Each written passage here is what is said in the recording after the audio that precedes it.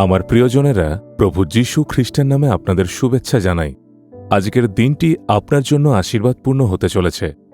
আপনি হয়তো ভাবছেন জায়গাটা কত সুন্দর, চারিদিকে পাহাড়ে ঘেরা মনোরম দৃশ্য। আপনি নিশ্চয়ই ইউরোপের অস্ট্রিয়া দেশের নাম শুনেছেন। এটি জার্মানির পাশেই অবস্থিত। আমি এখন সেই দেশের একটি পাহাড়ে অঞ্চলে দাঁড়িয়ে আপনার সঙ্গে কথা বলছি। নিশ্চয়ই আল্পস পর্বতমালার কথা শুনেছেন। এই বিশাল পর্বতমালা ইউরোপের বেশিরভাগ দেশের ওপর দিয়েই বিস্তৃত, অসাধারণ সুন্দর, খুবই শান্ত, মনোমুগ্ধকর এবং দেখার মতো স্থান। কিন্তু আজ প্রভু আপনার জন্য কি বাক্য রেখেছেন আপনি জানেন?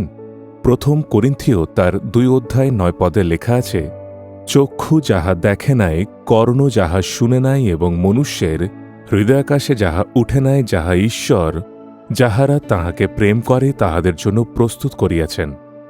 এগুলো হল সেই আশীর্বাদ যা ঈশ্বর তাঁর প্রেমিকদের জন্য প্রস্তুত করেছেন। আপনি কি যিশুকে ভালোবাসেন? বলুন তো, সত্যি তাঁকে ভালোবাসেন? যিনি আপনার জন্য রক্ত ঝরালেন, মৃত্যুবরণ করলেন এবং তৃতীয় দিনে পুনরুত্থিত হলেন, তাঁকে কি ভালোবাসেন না? তিনি ভালোবেসেছেন, আর সেই কারণেই তিনি আপনার জন্য বিশেষ কিছু প্রস্তুত রেখেছেন। চোখ তা দেখেনি, কান তা শোনেনি, মানুষের হৃদয়ও তা কল্পনা করা যায়নি।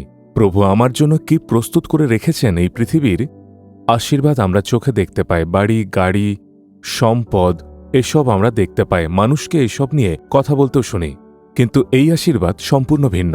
যখন প্রভু যিশুর ক্রুশবিদ্ধ হওয়ার সময় ঘনিয়ে এলো, পুনরুত্থান ও স্বর্গারোহণের সময় এলো, তখন তিনি তাঁর শিষ্যদের বললেন, আমার চলে যাওয়ায় তোমাদের জন্য মঙ্গল, আমি গিয়ে তোমাদের জন্য একটি স্থান প্রস্তুত করব, আর যখন সেই স্থান প্রস্তুত হবে তখন আমি আবার ফিরে এসে তোমাদের আমার কাছে নিয়ে যাব। তিনি আরও বলেছিলেন, আমার পিতার গৃহে অনেক বাসস্থান আছে, আমি তোমাদের জন্য একটি স্থান প্রস্তুত করতে যাচ্ছি। তাহলে প্রভু কি প্রস্তুত করছেন? তিনি আমাদের জন্য এক স্বর্গীয় আশীর্বাদ প্রস্তুত করছেন, এক মহিমান্বিত বাসস্থান প্রস্তুত করছেন।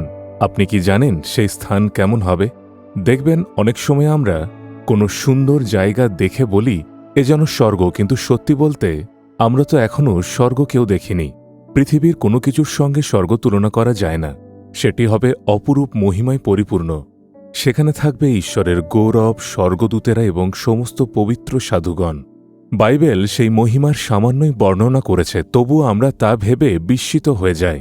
আমাদের চোখ তা দেখেনি, আমাদের কান তা শোনেনি, আর তার মহিমা হবে অতুলনীয়। প্রভু আপনার জন্য সেই স্থান প্রস্তুত করছেন, আর সেই আশীর্বাদই চিরস্থায়ী। এই পৃথিবীতে আমাদের একটি বাড়ি দরকার, জীবিকা দরকার, চাকরি, ব্যবসা, আরও অনেক কিছু।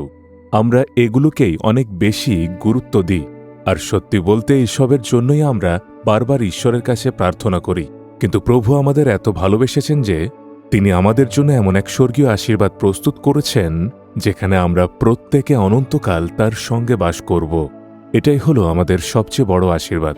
এই পৃথিবীতে কতদিনই না বাঁচব। এই জীবন স্থায়ী নয়, খুবই অল্প সময়ের।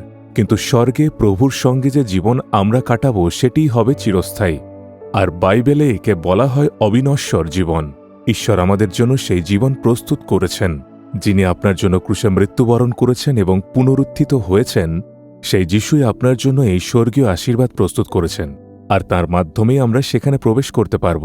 স্বর্গের সেই আশীর্বাদ পাওয়ার অন্য কোনো পথ নেই। একমাত্র তিনি আমাদের জন্য ক্রুশে নিজের রক্ত ঝরিয়েছেন, আমাদের পাপের প্রায়শ্চিত্ত করেছেন এবং স্বর্গের দ্বার খুলে দিয়েছেন। তিনি প্রতিশ্রুতি দিয়েছেন যে আমাদের জন্য সেই স্থান প্রস্তুত করছেন, এমন প্রতিশ্রুতি আর কেউ কখনো দেননি।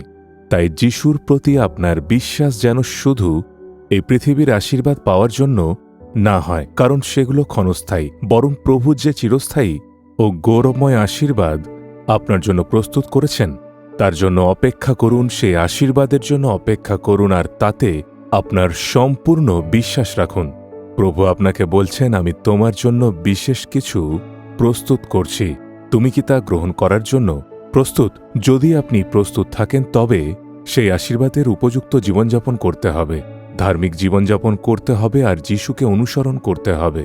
তবেই আপনি সেই আশীর্বাদ লাভ করবেন। আসুন আমরা প্রার্থনা করি। হে প্রভু, তুমি আমার জন্য যে স্বর্গীয় আশীর্বাদ প্রস্তুত করছো, তার জন্য তোমাকে ধন্যবাদ। চোখ তা দেখেনি, কান তা শোনেনি, তবু আমি বুঝতে পারি সেটি কত মহিমান্বিত।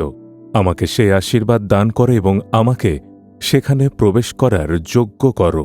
এই পৃথিবীর জীবন শেষ হলে তুমি যে স্বর্গীয় গৃহ প্রস্তুত করেছ সেখানে যেন চিরকাল তোমার সঙ্গে বাস করতে পারি। প্রস্তুত করে তোমার অনুগ্রহের সেই যোগ্যতা দাও। পিতা, এই প্রার্থনা আমি প্রভু যীশু খ্রিস্টের নামে করি। Amen, amen. Jesus redeems Bengali YouTube চ্যানেলটি সাবস্ক্রাইব করুন, বেল আইকনটি ক্লিক করুন আমাদের প্রতিদিনের নতুন প্রোগ্রাম সম্পর্কে আপডেট পেতে।